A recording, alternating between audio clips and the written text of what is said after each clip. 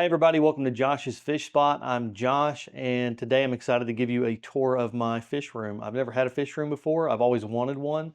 I've been in the hobby for probably anywhere from 5 to 7 years maybe, and I finally had the opportunity to build one. I had a space in the basement and I've been working extremely hard to get it to this point. I'm going to throw some pictures up so maybe you can see what it looked like previously. This space is dedicated to aquarium fish and the fish keeping hobby in general. I hope that whether you're a newcomer to the hobby or you've been in it for quite a while, maybe you can draw some inspiration from this. Let me take you on a tour of the fish room. All right, guys, this is what it looks like when you first walk into the fish room. We have this sitting area so we can sit down and enjoy all of our tanks. And then the big prize of the fish room that we've been working on the longest is this ginormous tank stand. I've always wanted one of these. I've seen so many people do it. I never thought I'd have the space to do it. And after renovating this area, we decided to build one, me and my wife. So this has been 3-4 months in the making.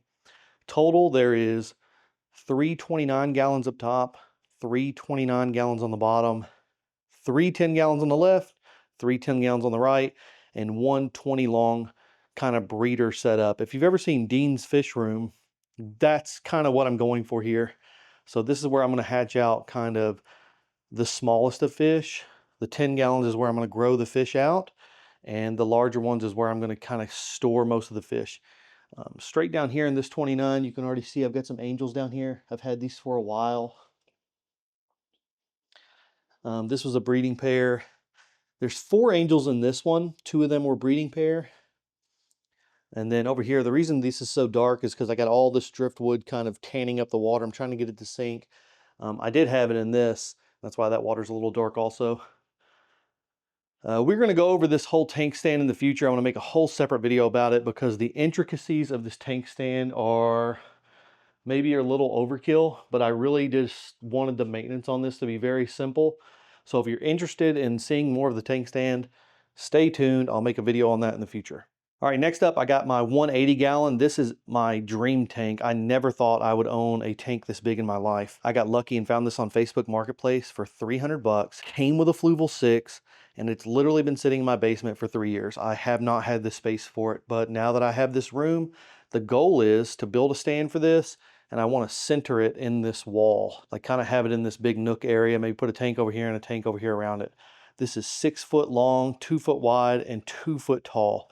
It is a giant tank. Those are the glass lids for it. It's dirty, but again, I'm not to that project yet. Hopefully this spring or summer I can get around to that. Next up, I got this little 15-gallon Fluval Flex. The only thing in this right now are some guppies and lots of ram's horn snails. I emptied this tank out and put most of the guppies up in that tank rack because I wanted this tank to kind of reset, and I want to be able to do something else with this tank, make it look a little bit more attractive to the eye. This is what I'm going to be building the tank lids out of. It's just a 4 by 8 foot sheet of plastic, but I got to cut that up and make lids for all of these tanks. Right now there's no lids. Here's where I put most of those guppies. They came out of that 15-gallon. They came out of my 33-gallon. They came out of my wife's 75-gallon. There's a ton of guppies in this tank, and overall these are just muck guppies. All right, next up I have the 33-gallon Flex. If you can't tell, I love the Fluval Flex aquariums. I just think they're really cool tanks. This has been growing out for probably like 2 years now. I love the scape of this tank.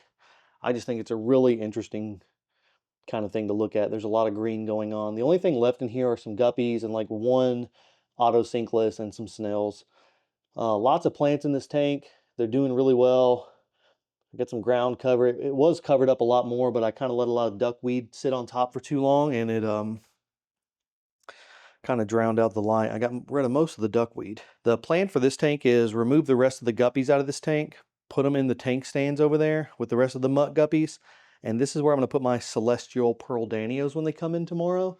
We just put an order in from dansfish.com. I'm going to put my celestial pearl danios in here. I know this has a lot of beneficial bacteria in it. I know they're going to get acclimated to my water in here really well, and then I'll put those danios in my tank stand to start the breeding process. I'd like to be able to breed those danios out.